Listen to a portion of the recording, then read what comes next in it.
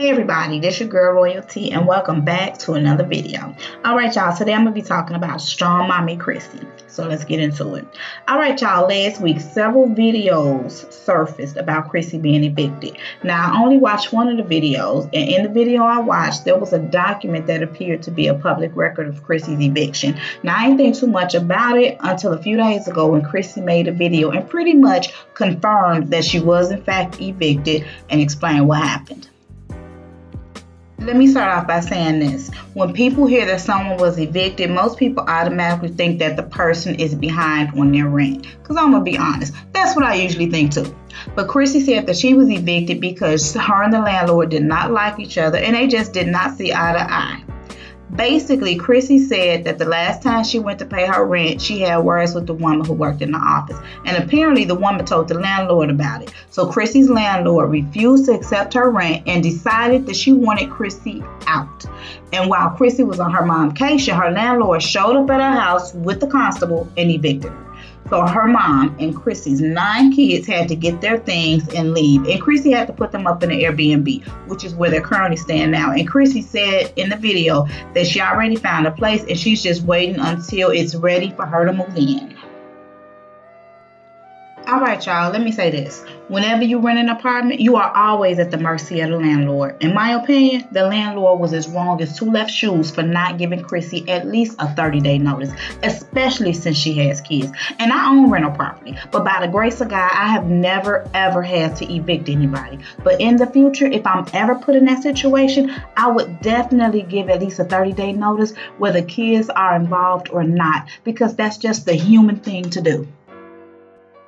But here's the thing, y'all, and I always say this, you don't get to control the narrative. And what I mean by that is this. You don't get to control how someone responds or reacts to something you say or do. In this case, Chrissy's landlord was tired of her mouth and tired of her talking slick, so she reacted to the situation by evicting Chrissy. This way, Chrissy is out of her property and is no longer an issue. But y'all, what would have happened if Chrissy didn't have the money to go to an Airbnb? What if she didn't have the money to rent another apartment right away? Chrissy and her kids may have ended up in a shelter. Chrissy, this is to you.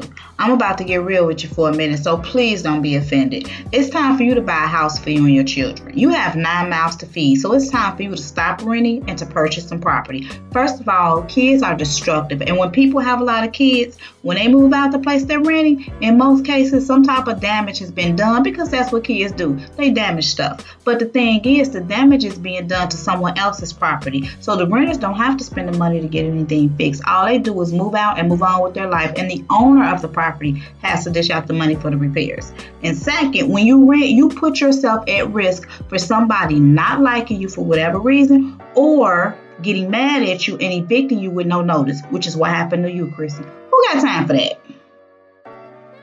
Let me tell y'all something. One of the principles that I live by is this. Don't ever allow yourself to be put in a situation where the rug can be pulled from underneath you. What I mean by that is this. Always strive to own the property where you lay your head at night. As long as you're renting, the landlord is in control of the rug and can pull it from underneath you whenever he or she chooses to, even if you are paying your rent on time every month.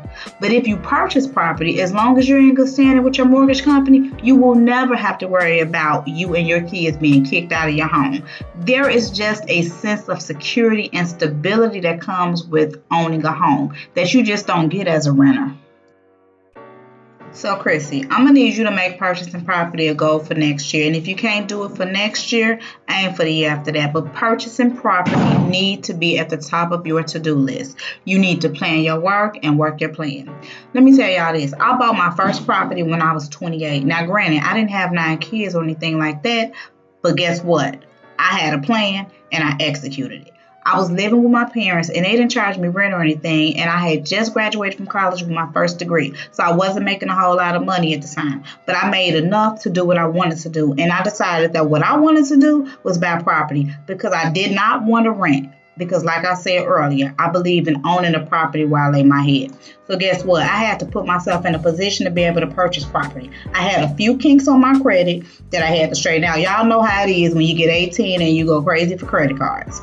But yeah, I had to fix my credit and I had to get my finances in order. I saved a certain amount of money out of my check each week for my down payment. And when I chose the property that I wanted and everything was approved, I decided to pick out my furniture and start paying on it so that I wouldn't have any furniture bills after I closed. Guess what, y'all? I had a plan for what I wanted to do.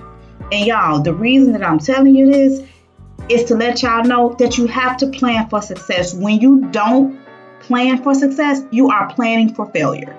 Being successful and leveling up doesn't just happen. You have to plan for it. And sometimes, y'all, our plans don't work out for whatever reason, and that's okay. If one plan doesn't work out, maybe the next one will. But you have to have a plan. Chrissy, you may not ever see this video, but if you do, just know that you can most definitely move from being a renter to a homeowner. And I'm going to be honest with you, you are a single mother to 9 children. So your road to homeownership may be a little longer than mine was. It may have a few more challenges than mine did. But there is a road that will lead you to homeownership if you take that specific path. I don't know what your credit score is, and I don't know what your finances look like. But what I do know is that owning property for you and your kids could be a reality in the near future if you make it a priority. And I don't know, maybe owning property for you is not a priority. But if it is, please know that you can make it happen if you plan for it. All right, y'all, that's it for this video. Don't forget to like, comment, subscribe, and share, and I will be back in the next one.